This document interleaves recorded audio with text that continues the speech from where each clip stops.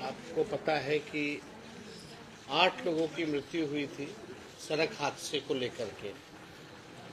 उनके परिजनों से मुलाकात करने खास तौर पे हम आए थे, संवेदना प्रकट करने आए थे और उनके परिवार से मुलाकात भी हुई, संवेदना भी प्रकट किया हम लोगों ने और अधिकारियों से भी बात की कि ताकि उनको जो राहत मिल सके वो जो है दिलाई जाए। जो एक्सीडेंट का जो हम लोग पता किए खास तौर पे मक्का सुखाने के लिए रोड पे जो लोग मक्का सुखाते हैं, इसके वजह से जो ये पूर्णिया प्रमंडल के कई ज़िले हैं जहां मक्का का उत्पादन बहुत होता है, उस वजह से ये सड़क हादसा जो है, जो हमको महसूस हुआ उनसे बात करके पता चला। इस बात की पीड़ा है कि एक आध नहीं अनेकों एक्सीडेंट जो है मक्का सुखाने की वजह से होता है। लेकिन चिंता की बात है कि प्रशासन और सरकार जो है इसकी परवाह नहीं करती, चिंता नहीं करती और सड़क हादसे रोकने के लिए या मक्का सुखाने के लिए कोई भी ऐसा व्यवस्था सरकार द्वारा जो है नहीं की गई। आगे तो आप देखिएगा कि महत्वपूर्ण विषय है।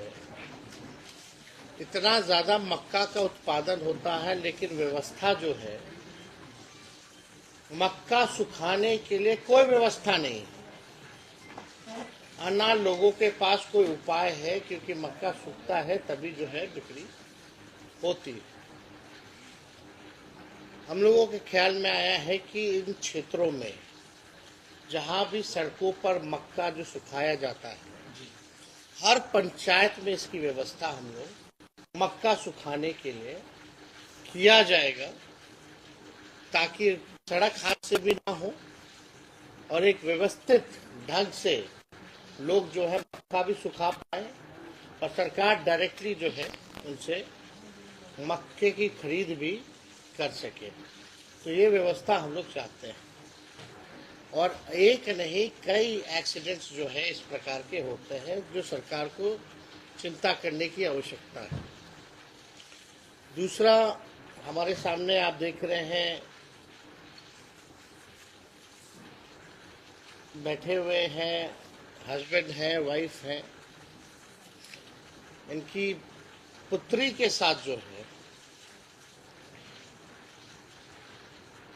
इनका जैसा कहना है, कल रात में हम मुलाकात भी किए, 14 साल की पुत्री रही, इनके साथ इनके पुत्री के साथ बलात्कार हुआ, इनको जान से मार दिया गया, लेकिन कार्रवाई के नाम पे जीरो। जो मुख्य आरोपी है उनको छोड़ा जा रहा है और पुलिस प्रशासन भी जो है इनको न्याय नहीं दिला रहा, बल्कि अपराधियों को ही संरक्षण देने का काम कर रहा है।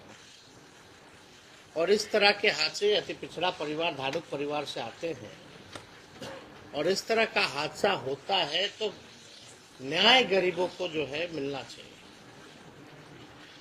पॉक्सो धारा जो थी वो भी हटा दिया गया है,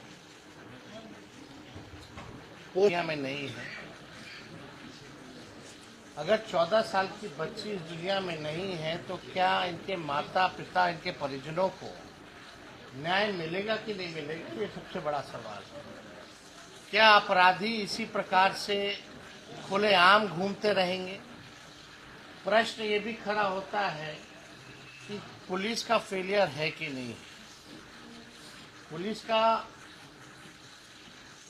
जो रोल होना चाहिए इस जांच को लेकर के, उस प्रकार से कोई गंभीर नहीं है। यानी हमारे बिहार प्रदेश में छोटी मासूम बच्ची के साथ मर्डर कर दो, रेप कर दो और पुलिस प्रशासन को कोई मतलब नहीं है जांच, निष्पक्ष जांच करने में या परिजनों को न्याय दिलाने में।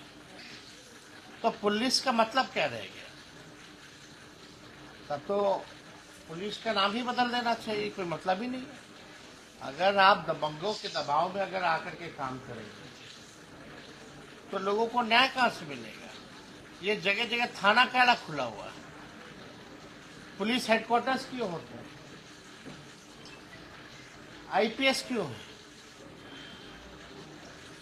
इसलिए नहीं व्यवस्था कराई गई है कि अपराधियों को पकड़े और निर्दोष लोगों को, जो पीड़ित परिवार है, पीड़ित लोग हैं, उनको न्याय दिला पाए। लेकिन पुलिस अगर ये काम नहीं कर रही तो इसका जिम्मेवार कौन है?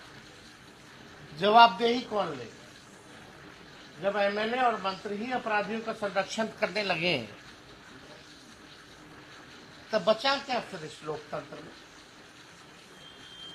तो ये दर्दनाक घटना है और छोटी बच्ची है।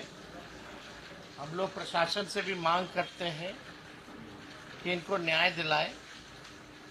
हमसे जुड़े रहने के लिए हमारे YouTube चैनल को सब्सक्राइब करें और नई वीडियो की नोटिफिकेशन के लिए बेल आइकॉन को दबाएं।